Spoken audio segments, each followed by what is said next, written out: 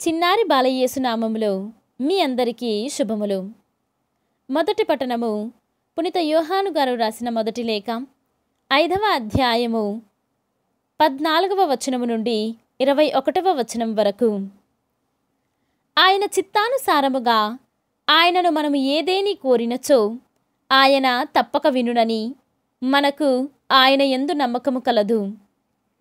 మనము ఏమి అడిగినను ఆయన మన మనవిని ఆలకించునని మనకు తెలియను. కనుక మనము కోరినది ఆయన వసుగునని మనకు తెలియను.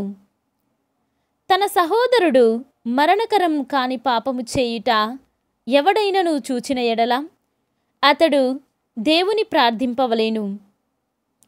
ఆ మరణకరము కాని పాపము చేసిన వానికి దేవుడు జీవమునొసగును. మరణకరమైన పాపము కూడా కలదు. దానిని గూర్చి మీరు దేవుని ప్రార్థింపవలయునని నేను చెప్పుటలేదు.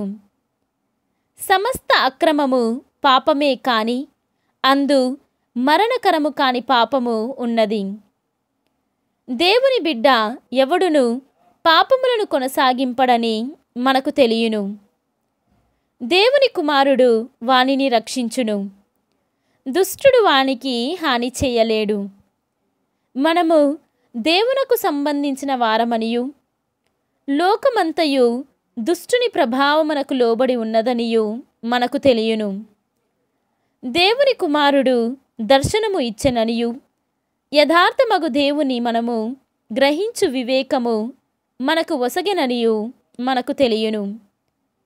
మనము దేవుని యందును ఆయన కుమారుడగు యేసుక్రీస్తునందును ఉన్నాము. ఈయనయే యథార్థమగు దేవుడు. ఇదియే నిత్య జీవము.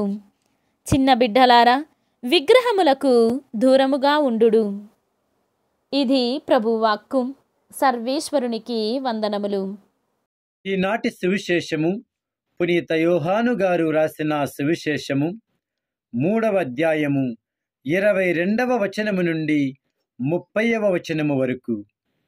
ఆ పిదప యేసు తన శిష్యులతో యూదయ సీమకు వెళ్ళి వారితో కొంతకాలము గడుపుచు జ్ఞానస్నానమిచ్చుచుండెను.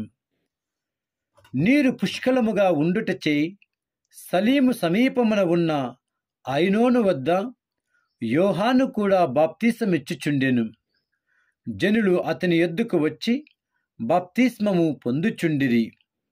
యోహాను ఇంకను కారాగారమున బంధింపబడలేదు. యోహాను శిష్యులు శుద్ధీకరణ ఆచర విషయమై ఒక యూదునితో తర్కించుచుండిరి.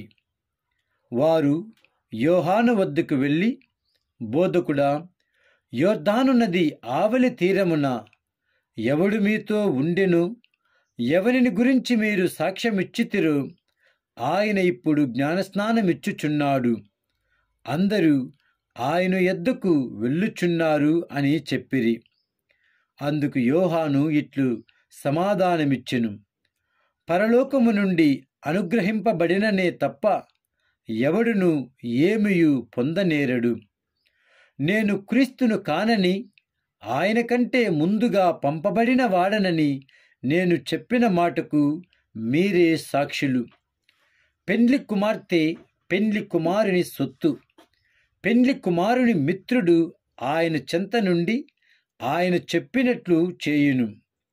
అతని స్వరము వినినప్పుడు మిక్కిలి ఆనందము పొందును. ఈయన ఆనందము ఇప్పుడు పరిపూర్ణమైనది. ఆయన హెచ్చింపబడవలయును, నేను తగ్గింపబడవలయును. ఇది క్రీస్తు సువిశేషము. క్రీస్తువా మీకు స్తుతి కలుగునుగాక.